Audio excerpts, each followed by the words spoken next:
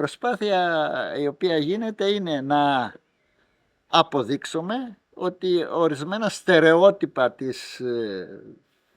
των προηγούμενων ετών, ας πούμε, δεν ισχύουν και δεν είναι έτσι και είναι κάπως διαφορετικά.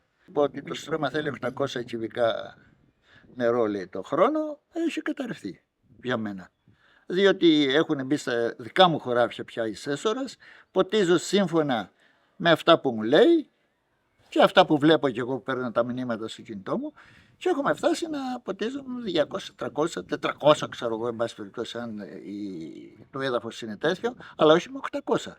Αυτό ήταν ένα στερεότυπο που για μένα είχε καταρριφθεί.